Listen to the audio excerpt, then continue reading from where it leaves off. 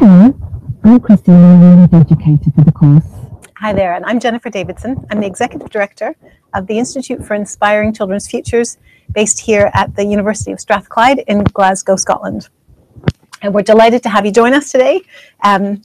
We are really thrilled to have had you a part of the course all the way through. And so thanks for spending some time with us hanging out today in our Google Hangout. We've got an opportunity for us today to look over some of the work and thinking that's been going on in the last 3 weeks. And we've been covering a whole lot of ground as we've been learning together. So that you may remember that in week 4, we talked about the different forms and the range of options, forms of care and the range of options of care and the suitability principle. In week 5, we looked through the subject of deinstitutionalization, and I'm going to call that DI for short, just so that we can get more words in our Google Hangout, because it's such a big word. In our talking about that in week 5, it really instigated a lot of discussion on the subject, a lot of comments, and so we're going to talk about that in a lot more detail. And then in week 6, you may remember, we've just recently explored the issue of leaving care, about both children being reunited to their families, as well as those who are leaving the care system as adults when they're reaching the legal age, when alternative care is no longer available for them. So Chrissy and I are going to be discussing some of the comments and that you've made during the course steps, and I think we're also really keen to be hearing your questions today. So there's an opportunity that you have to be able to type in your questions, and we're keen to hear from you. Thanks for the questions last time, which I think really stimulated our thinking about what those questions, what your answers were. And I'm just aware at the moment that we don't really have we just want to speak with Sarah, who's behind the camera, to be thinking through how we're getting those questions to us. Chrissy, you have a sore voice today, don't you? I'm afraid I do. So Chrissy's going to squeak her way through, and but we really are keen to hear from you, Chrissy. So we'll give some pauses as you need. So I think we also wanted to say a big thank you to everyone who's been participating. Mm-hmm. It's really been a great opportunity to see the active participation that's been going on, and we are really grateful to you for the time that you're spending, but also especially for the discussions that are going on and for the time you're taking to give your comments and to see some of the discussions and the chat that's going on, because it's so informative to see what your responses are with each other as well. We have 5,040 learners, as I understand it, on the course, so from all around the world. And so it's a really big learning opportunity for us to be hearing from you. So thank you for doing that. We're going to turn now to thinking together about some of the main topics. Mm-hmm. And so I'm wondering, Chrissy, if you would like to take us through some of the main topics that were covered in the past few weeks, and the ones in particular that raised the most discussion. What interested you the most? Okay, well, I think one of the things that was most commented on and discussed probably was the work we covered in week 5, which was about deinstitutionalization. And there were lots of really interesting comments and discussions that happened, particularly around Nigel Cantwell's definition of institutional care.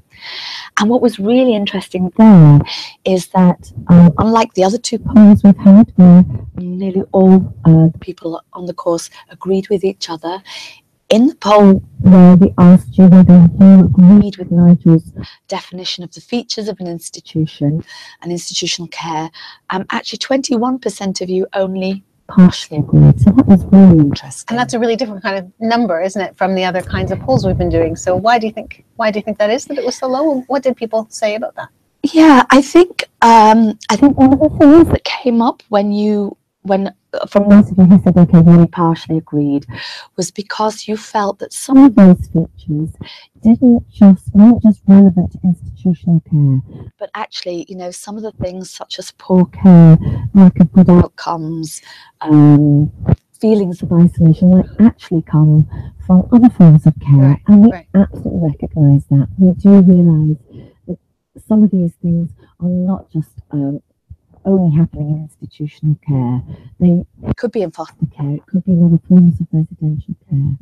But I think the main thing to say is what Nigel was specifically trying to call our attention to was what are some of the features when we try to explain what is an institution. what does a large-scale residential institution look like? And I think that's because it's the one form of care that the UN guidelines call on states to gradually eliminate. But also, in a sense, the guidelines left us a little bit open because they don't describe what an institution is. They only say it's large. And because of this debate that's been going on around the world ever since the guidelines were published, we wanted to explore that a little bit more. Right. And that's really why Nigel talked about the evidence we have that probably there are really more likely to have poorer social, emotional, and development outcomes if you have been in a large institution. And I think we talked about the size, but also if you have size, what comes along with that is a regime. You know, and the lack of possible well-trained staff or staff who themselves need all the support, and also because if you've got large numbers of children and you've got few carers, then of course the regime has to be more, you know, strict, if you like. If you've got 10 carers and 100 children to get up in the morning, brush their teeth, get their breakfast, etc. So that's why we're saying, of course, these things can happen to any children, but because of those particular features, they're more likely to happen in large residential institutions. That's really helpful. And I suppose the other thought I have when you're saying that, Chrissy, is that there, of course, will nevertheless be a range of quality, even when it's poor, a range within that in the large scale institutions. And I think that's part of maybe some of the responses that were coming in as well. And I suppose it's the isolated nature, perhaps, also of the large scale institutions where the life is happening within the boundaries of that geographical and social environment that contributes to the isolation and the difficulty in care leavers when they're leaving that institution to reintegrate into society as well. I suppose, important to recognize this is when we're talking about the range of care options, it's quite a range of possibilities in terms of quality of care across all those settings. So that makes sense why people came back to really want to question some of what was being said. And we know that there has been a lot of investment in some residential institutions, there's no doubt about it.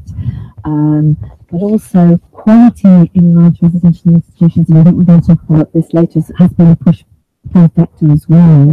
So unfortunately it's attracting more families to put children into institutions because they think it's a better place for them to be, whereas we actually know still the evidence tells us no, it actually isn't really, because of a lot of the things that go along with the very large establishment with hundreds of other children. But there's also an issue of terminology, so why people didn't only partially agreed.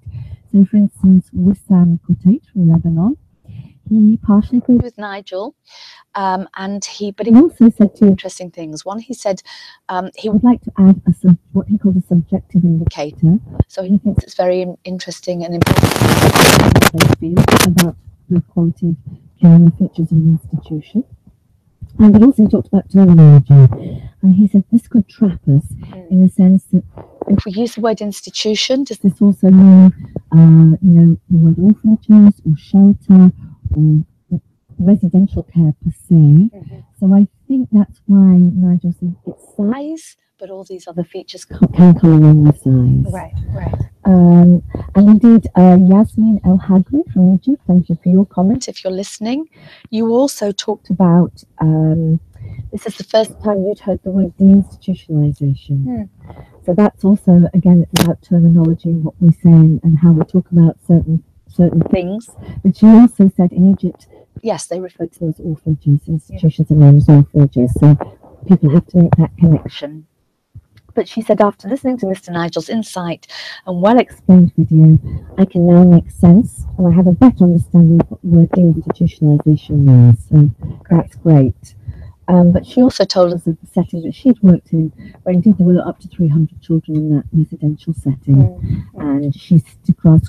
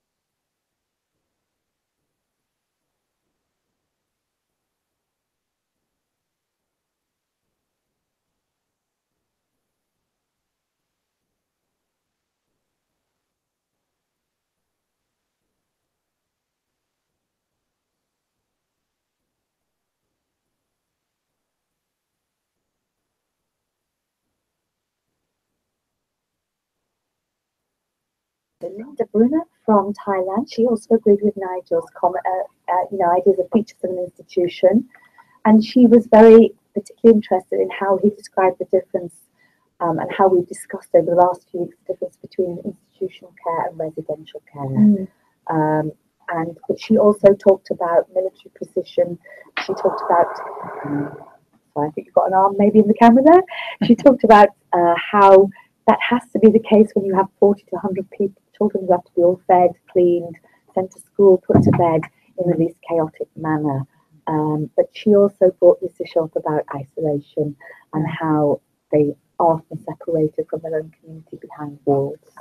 And I suppose that isolation also, it's worth reiterating again that isolation also puts children at a much higher level of risk, because if there is something that's going on that really ought not to be going on, where there's abuse, there's no one to speak to because they have no connection outside of that. Yeah, no, really important. And Lorna Graham from Jamaica was talking about the fact that in her country, what she sees can be really scary. It scares, she says, scares me, though very real, and it's the issue of isolation. Deinstitutionalization should really be the way forward, but it's truly difficult in her country and many, many other countries. Yeah, absolutely.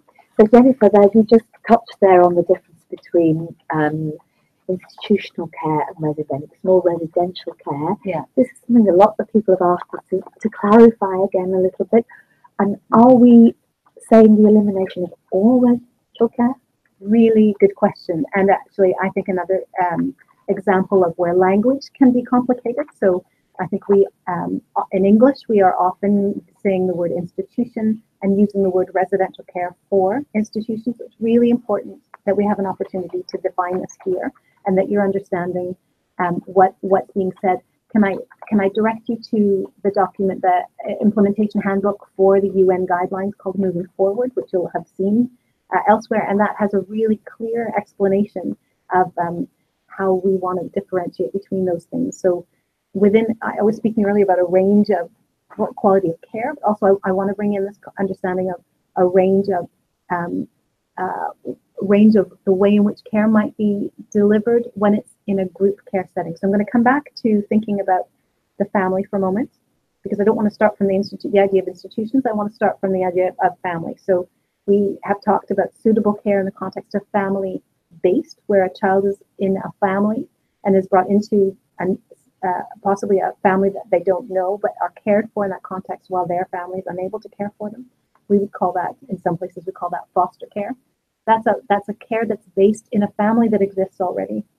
And then we have another type of care within our range of care options, which is about family-like care. And so we're thinking carefully about it's designed like a family. The rhythms and the routines and in a very positive way, the traditions, the things that we do are all very much like a family, but there are, for various reasons, it may not be a family that those children and young people are living with. It might be people who are there as professionals, who are there as practitioners rather than as, and it may not be their own family home, it may be someone else's home.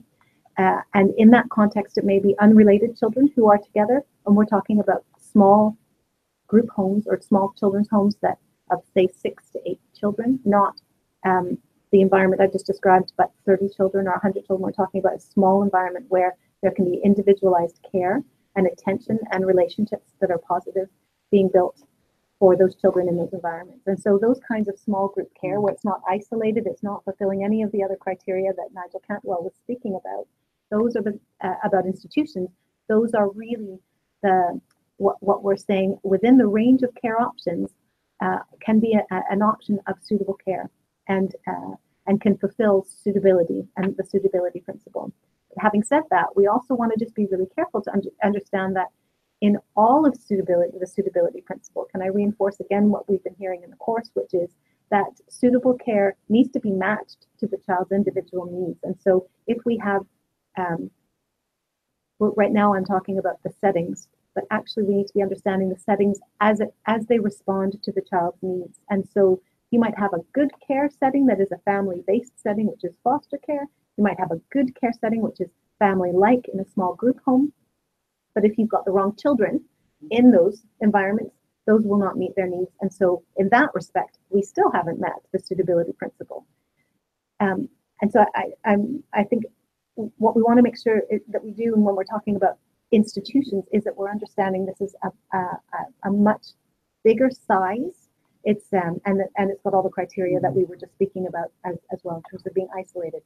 That having been said, and I'll finish on this, I think that having been said, we also want to be really careful that we don't take our institutional patterns and apply them in small group care. So in the process of deinstitutionalizing a system where children perhaps are being moved from larger institutions into smaller ones, we want to be really careful about what we still think is an appropriate culture in the context of small group care. Do staff walk around with a big chain of set of keys on their belt?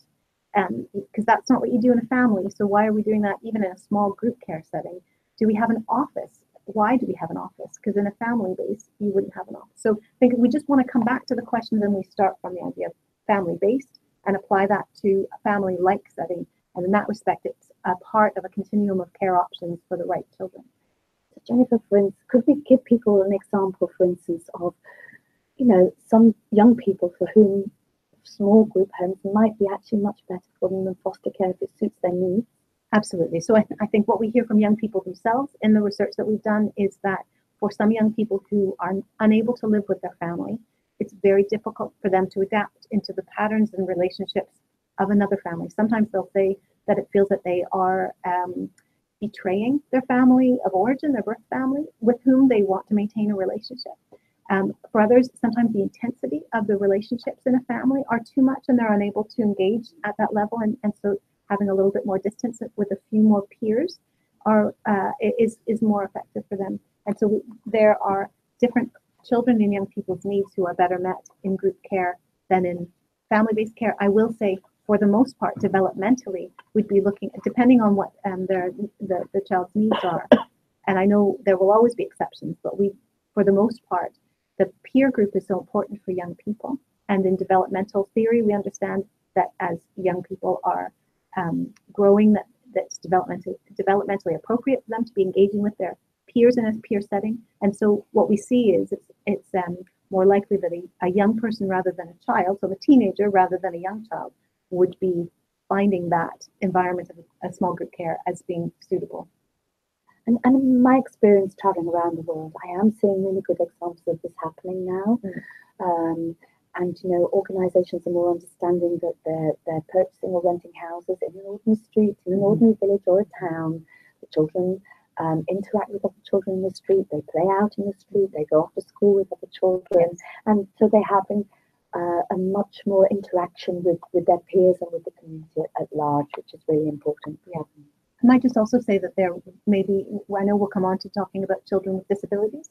Also, that's another example perhaps where a child's disability and their needs as a result of that might be so intense that it's very difficult for a family to be able to care for those needs. And in those circumstances, it might be appropriate for there to be respite in a group care setting or the like.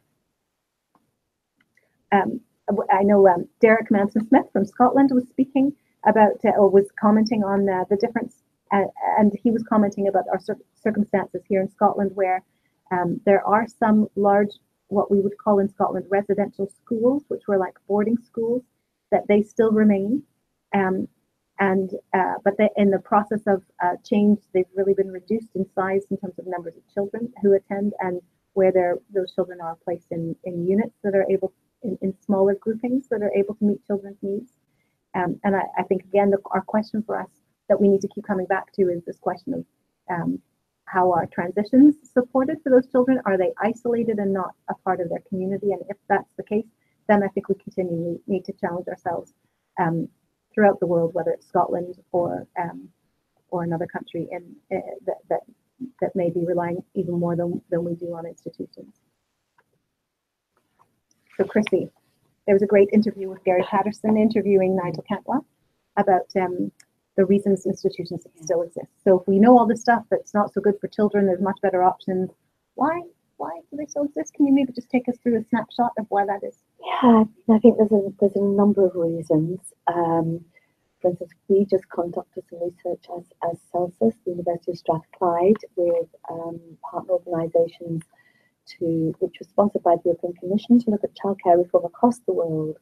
And one of the findings we had was very much there's still a perception that there is a need, that people haven't thought beyond that. And they think, well, how do we answer this question if we have children that we need to look after? Right. And so the other range of options that we've just been talking about are not really coming into the system yet. Yeah. And so they say, well, if we have children that we really have to look after, what else can we do? Sure. So I think it's about still having those conversations across the world about there could be alternatives. And if we could just shift those resources, and that's what we talked about in our last live hangout, if we could shift some of those resources from institutional care and get people to think more about what's more suitable in their cultural context, they could expand their ideas. The other thing is when an institution exists, it's already there. It is attractive to some people. There's been a lot of investment in them.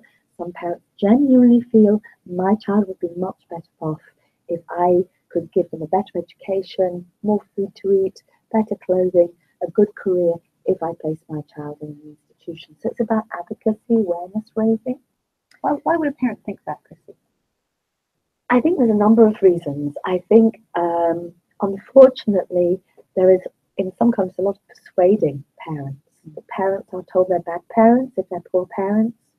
Parents are told, particularly if they have a child with a disability, well, you can't really look after that child. We can look after that child much better. There's a political sort of ideology, particularly across Central and Eastern Europe, for instance, that says the parent is a better state, and it's just the acknowledged way of taking children into the state care, particularly again because of poverty reasons. So I think there's lots, and some parents are actually genuinely totally convinced by people who are actually making these institutions into a business, that their child will be better off, they'll go to the city, they'll get good jobs, where unfortunately that's often not the case.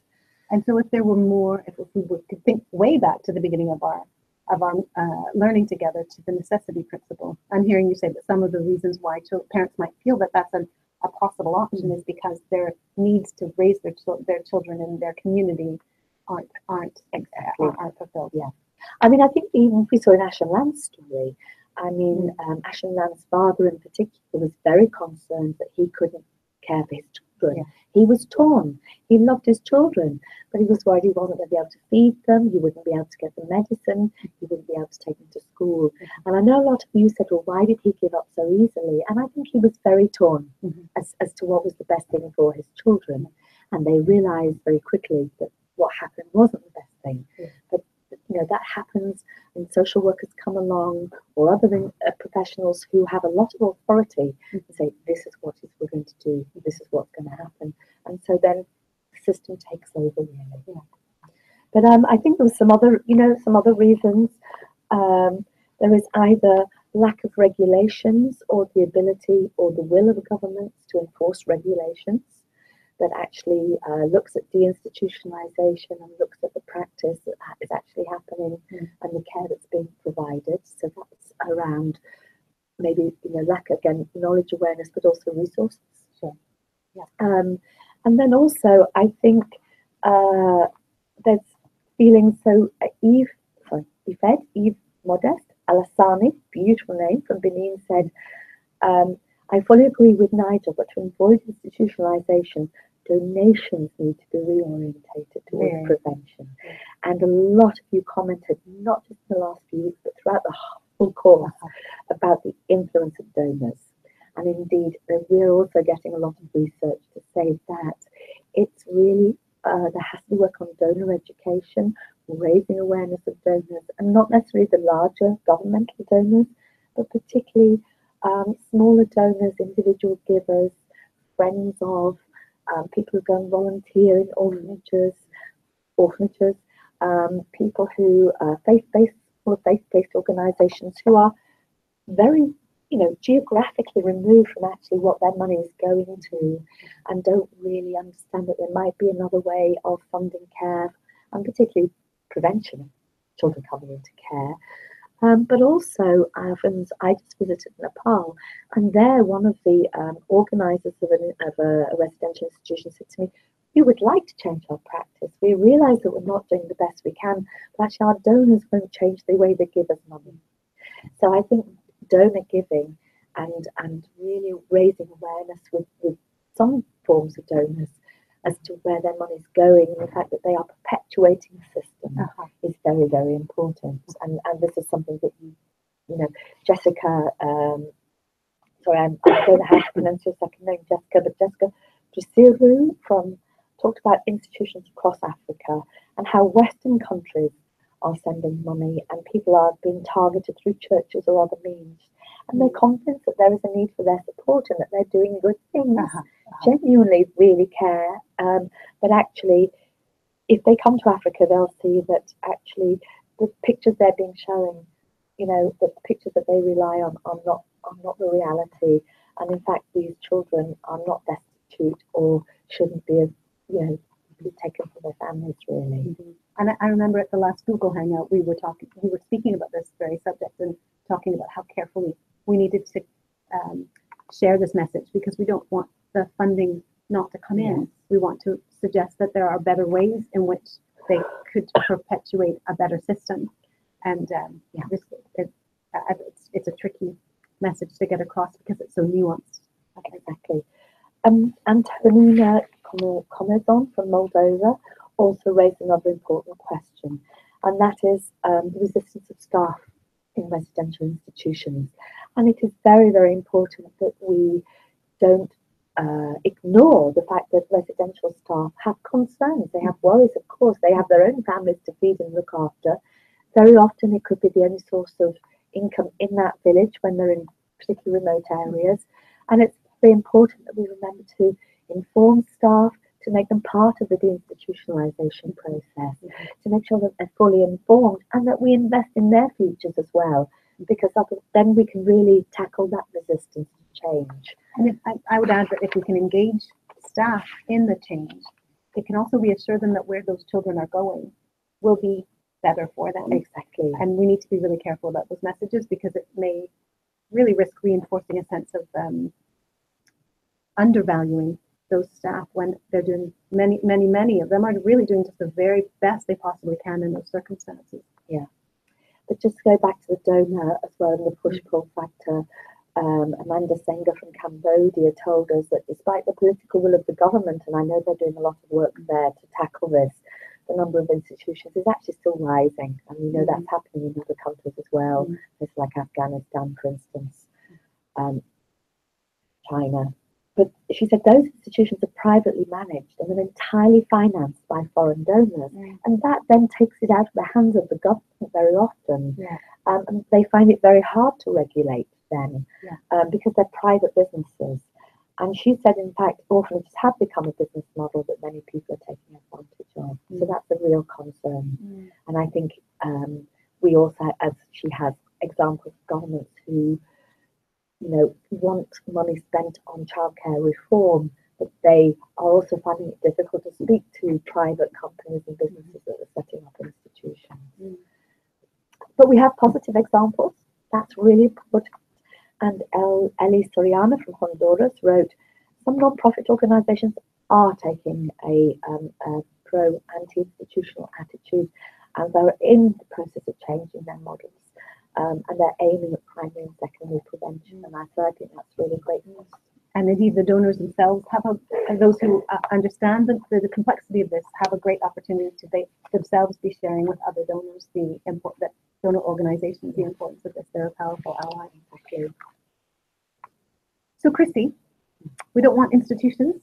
We want to be deinstitutionalizing. We also want to be. I'm wanting to focus on the language we're using, again, recognizing that we're speaking in English and there'll be differences across languages. But we often talk about DI, and I want to just reinforce our understanding that this is not just about closing down large-scale institutions, is it? It's about deinstitutionalizing a whole system. And the whole reason we talk about necessity and suitability together within the UN guidelines is because that whole has to be understood in terms of understanding what then needs to be developed if we're going to ensure that children are well cared for. And I think we saw some of the, we heard in the fourth week, I think it was, with Ginny, who was speaking about informal care, and that in our understanding of children who are in informal care, the risks and vulnerabilities that they may face, however, those are very similar to children who are who may have risks and vulnerabilities in the general, in the wider community as well.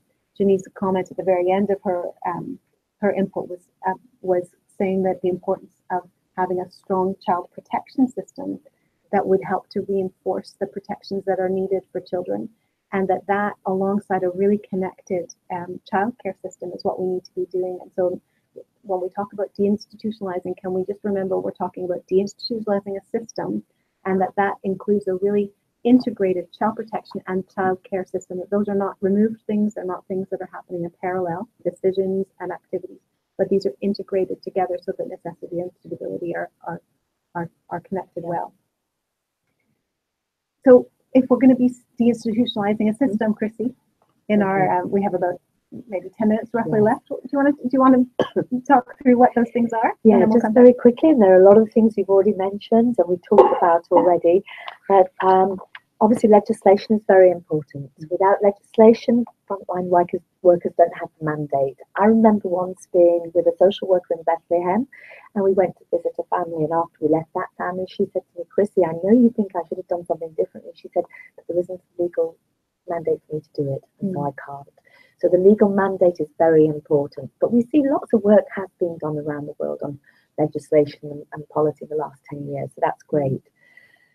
Something else come up right across the course, again, well-trained staff. We need to invest in workers. We really need to say, not only do we need to equip them with the skills they need, but we need to support them as well.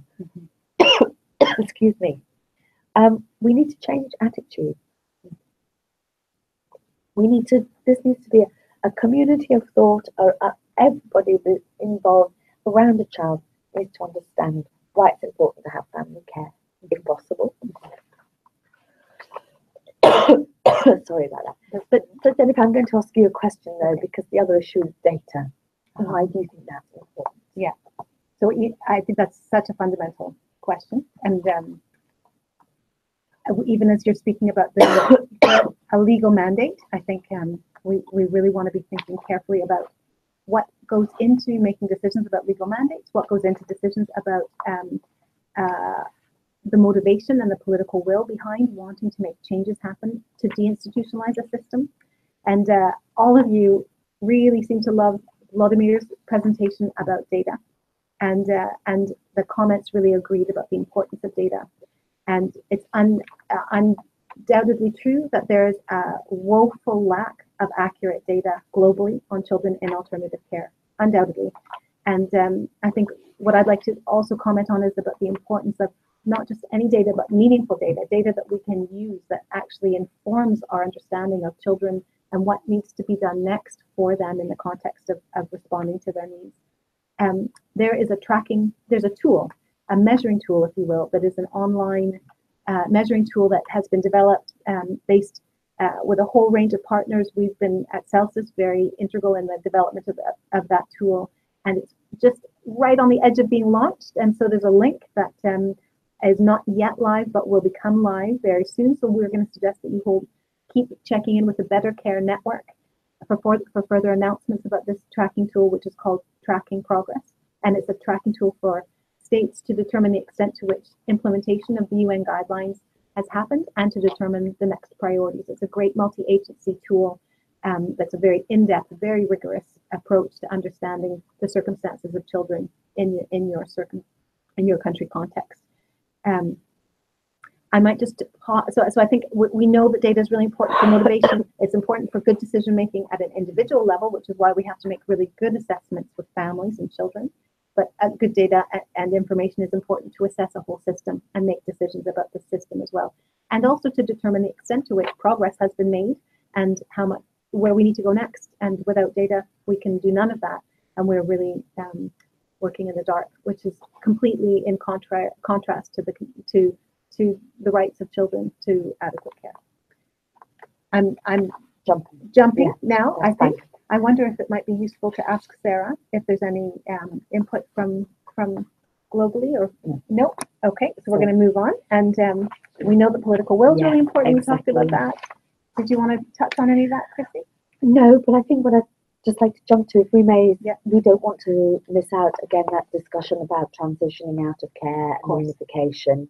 And we don't have much time left, but I think the most important thing to say is this probably is one of the weakest areas of the whole system still. Yeah. A lot of you sent us comments saying it's not there at all, it's not thought about.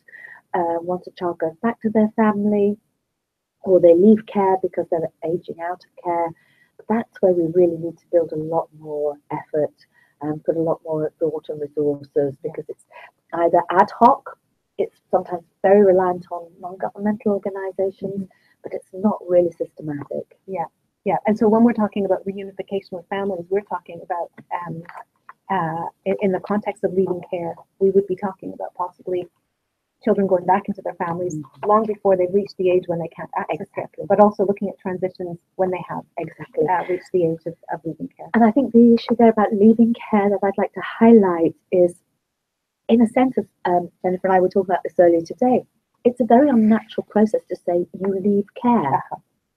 I don't know if you want to just... I just think sometimes our language is so telling about the assumptions that we make, and so we use language like leaving care or emancipation from care, I know has been used in other countries. And in a family, I don't know that I ever left the care from an emotional perspective of my parents. And so the idea of leaving care is quite a harmful term to be using for young people to be using, and for us to be saying that that's what's happening. We need to be really mindful of how we provide the care and support long into adulthood, which is a very tricky thing to do in a system, I know. And so it reminds us of the importance fundamentally of supporting young people and maintaining relationships with them of support through into their adulthood, and not to presume when they've reached an age and there's a cutoff moment that somehow relationships end, because if they do, then children's lives will never reach their full potential. Yeah.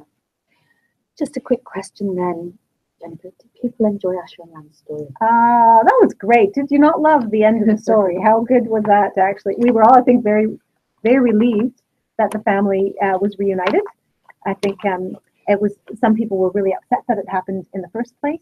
And without a doubt, all of you preferred the reaction of the second social worker, which is the right, if there's a right answer, that's absolutely the right answer.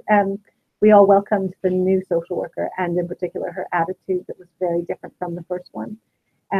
We agreed it shouldn't happen. We recognized, I think, that there will be some impact of distress on Asha and Lan from the circumstances. We also, I think, recognize their resilience will be an important factor. Many of you, which I think was really interesting, many of you reflected that this is a true portrait of what can happen to children and families around the world. And yeah, there was a big yes from all of you about, does this happen to others? And so what was most reassuring to us as those who are overseeing the learning here is that we were really pleased that many of you said the storyline helped to assist with your understanding of the topics that we covered through the course, and we're really pleased to hear that. And so, Chrissy, I'm going to ask you what has been the most important and most rewarding for us to hear, in addition to that, in terms of how people will be using the learning from that course. So I think it's exactly that. Thank you so much for all your great comments saying how you're actually going to practically use the learning from this course. That's what it was all about. That's why we really wanted to make a difference in the lives of children by your ability and learning and your real willingness to go forward and to change things.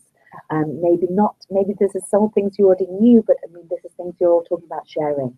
So we had a couple of comments. So Lebiona Kohola from Lesotho said, this course opened my thought process in how smoothly to attempt harmonious reintegration of children and their families by asking relevant questions, especially if addressing the root cause of why children were admitted into childcare in the first place. So thank you for that. And one other comment I picked up, Kosi Isira Miche Afora from Benin said, What happened in Asha and Lan's story, for instance, is unfortunately the daily life here. But before this training, I do not know if I would have acted any differently than the social workers in the film. But now I can say I will do otherwise. I will involve children in decision making. I will involve the parents, and I will act in the best interest of the child. With this story, I discovered better the themes tackling the training, and thank you for this great opportunity. Well, thank you to you. That's really great. And there's been more comments like that coming in. We really thank you for them. I think I want to underline one thing about reflections on how you've taken this learning and how you'll take it forward. We know from the research that this kind of learning in an online forum or even in a training session in person, that it's most effective when you as a learner stop and identify what is it that you are going to say and do differently as a result of the learning. If you just think about it in your head and you don't stop to make a commitment, it's less likely for that to be effective. I'm going to suggest that when that you stop, and during this whole time that you've invested here, that you would stop to think, what is it that you will say and do differently, much as we've heard from Benin and from Lesotho and other places. There will be a post-course survey that's going to help you to